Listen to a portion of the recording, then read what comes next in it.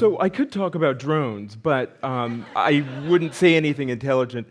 My parents grew up in the segregated South during the Jim Crow era. My father was born in Birmingham, Alabama, and my mother was born in a small town outside of Knoxville, Tennessee. They were active in civil rights struggles, and they saw this country at its worst. As a result, they were no Pollyannas about American race relations.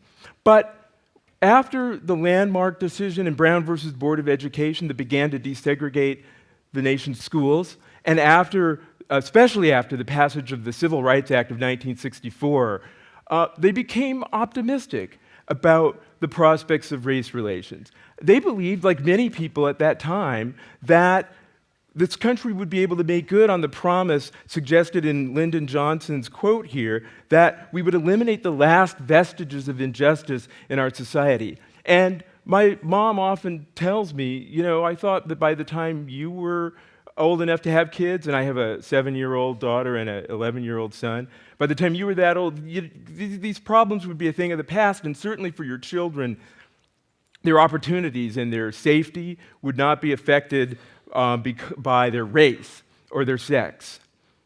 Well, we haven't quite gotten there yet.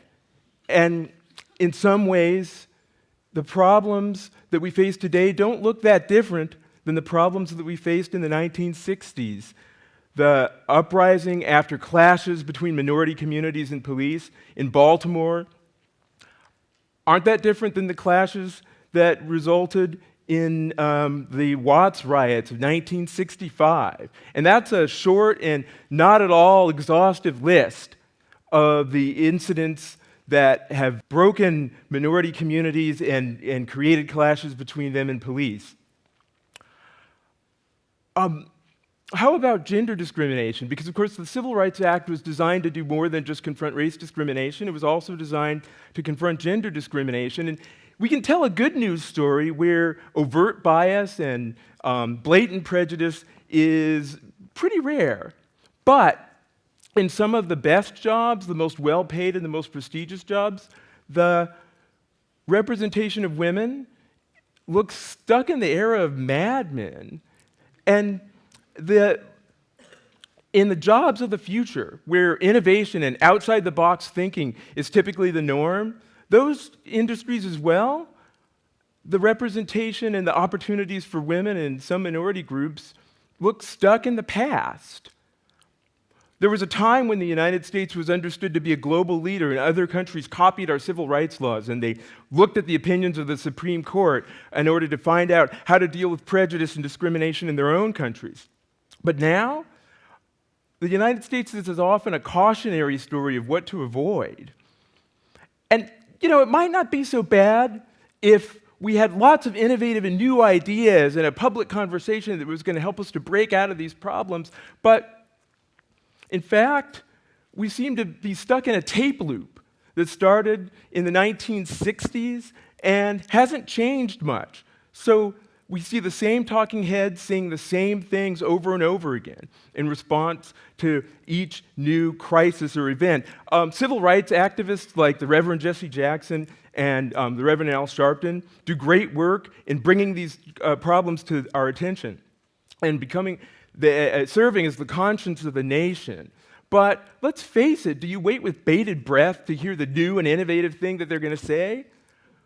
Or do you already know what they're going to say because it was the same thing they said the last time? What's responsible for this, and how can we break out of this pattern and start to confront the lingering injustices and inequalities that confront our society today? I want to suggest that the very civil rights laws that were so successful in the early days of the civil rights movement in getting rid of blatant discrimination and Jim Crow-style laws are now, and the way of thinking behind those laws is now an impediment to us moving forward. Why? Well, the conventional civil rights approach requires us to find a bigot or a chauvinist to pin to the dartboard. And that leads to two potentially counterproductive attitudes. One is, if there's a problem, there's got to be a bigot. And if we can't find a bigot right away, we need to search harder until we do find one. And that can lead people to blame whoever happens to be on watch when something goes wrong. Sometimes that's not fair. The converse attitude, equally counterproductive, is if there's no problem, or if there's no bigot, if there's no bigot, well, then there's no problem. But that's also a mistake, because a lot of the most serious injustices that we face today don't always involve intentional discrimination or bigots who are trying to keep women or minorities down. Instead, they involve more complex and subtle problems, and we need new approaches in order to confront those problems. What I want to suggest is that if we move from a blame focus into a results-based focus, we could begin to really attack the problems that continue to haunt our society today. Let me give you an example of what I mean. In 2015, we've seen a series of horrifying police clashes with minority communities that have resulted in people of color, particularly black men, winding up dead at the hands of police. And we've seen it in Ferguson, Staten Island, North Charleston. And after those events, a narrative started to emerge. And that narrative was one of a racist power structure and racist police who thought that black lives don't matter. But then you get to Baltimore. And in Baltimore, we have a black mayor, a black police chief, and 3 of the 6 officers accused of being responsible for the death of Freddie Gray are black. That's not exactly the picture of an anti-black racist lynch mob. So it's harder to find the obvious racism story once you get to Baltimore. Does that mean there's no problem? Certainly not. But the problem involves the way policing is conducted in a context in which we have isolated communities where job opportunities are few, where people are forced to participate in the underground economy and the gray market in order to survive, and you combine that with an aggressive policing strategy that punishes and goes after petty offenses like selling loose cigarettes. You create a pressure cooker type situation that's bound to blow up and leave people hurt. Now, when it does blow up and people are injured, is it the fault of the individual officer who happened to be there when it exploded? Well, a lot of people don't think so, and that's why grand juries have refused to indict some of the officers involved. And so we're waiting for the legal system to provide a solution to these problems, but it doesn't come through. We can say something similar about discrimination in employment around gender. Many people look to the lawsuit brought by Ellen Powell against the Kleiner Perkins venture capital firm as a symbol for what was wrong with gender discrimination in the Silicon Valley, and they waited for the legal system to provide a response. But it turned out that the lawsuit was unsuccessful. The jury didn't believe that there was discrimination because they couldn't find a chauvinist to pin to the dartboard. Now, again, does that mean there's no problem? I don't think so. But the problem may be more complex. And as we see more lawsuits involving tech firms, I think we'll see similar impediments to finding the right solution. What's the real underlying problem? Well, let's take an example of a firm that starts in someone's fraternity.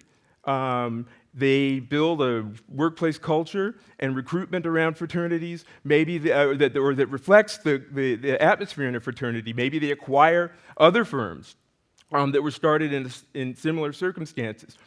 And the attitude there might resemble the attitudes and the ethos of a fraternity house. Now, in fairness, it can be hard to tell what part of the workplace culture is responsible for the success of the enterprise and what part isn't necessary. But one thing we can be pretty sure of is that the atmosphere of a fraternity house might not be all that hospitable to women. Well, how can we fix the problem? Once we diagnose the problem in this way, not as one that involves bigots and intentional discrimination, at least not necessarily, but involves deep-seated, institutionalized patterns of behavior, then we can start to identify some ways forward. So in policing, one thing that sociologists have found is that a community-based policing approach, where rather than occupying or operating as a kind of an occupying militarized force in minority communities, the police instead know the community and they can tell the difference between a hardened criminal and a good kid who made a mistake, or started to run with the wrong crowd.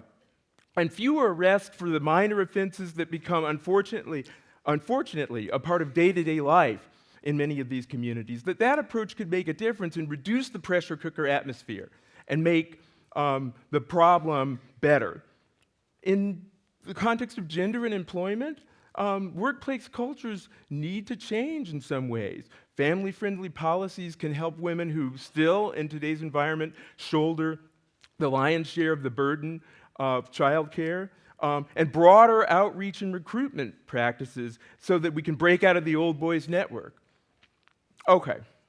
Now, I suspect some of you are a little skeptical. One, how are we going to get the police or the employers to do this if we don't first point the finger of blame and have the threat of a lawsuit behind it? And two, you might wonder, it's easy for me to stand here and propose solutions, but who's going to decide which solutions are actually implemented? Judges? Bureaucrats? They don't have to run the enterprises involved. They won't have to live with the consequences if the solutions don't work or if they have unintended consequences. So maybe community-based policing is not going to be as good at combating crime. Maybe you need to go after petty offenses in order to keep them from escalating into larger ones. Maybe changing the recruitment practices or trying to implement family-friendly policies is going to undermine productivity and efficiency in high-tech companies. And the judge or the bureaucrat who imposes the solution won't have to live with the consequences. Well, I think you're right if you have that skepticism. And that's why we need to recruit the police and employers, the people that conventionally we in the civil rights community treat as enemies. Recruit them as allies in a common struggle against inequalities that, in many cases, no one wants. Now, how can we do that? I'd suggest that we can do it as often with carrots as with sticks. So, for instance, a results-based approach would give rewards for measurable improvement. And to take the employment context as an example, suppose, for instance, we said that for employers who make significant improvement in diversifying their workforces, they get a reward. It could be a tax break. It could even be immunity from civil rights lawsuits, some kind of limited immunity there. That might provide a way, an incentive for them to innovate because we need them in order to find out the right methods. Make improvement and we'll leave you alone. Make improvements and we'll leave it to you to figure out how to do it rather than micromanage. That might be a way forward. So in closing, I'd just like to suggest that in order to honor the promise of the civil rights movement, we may have to move beyond the laws that it initially gave us. Thank you.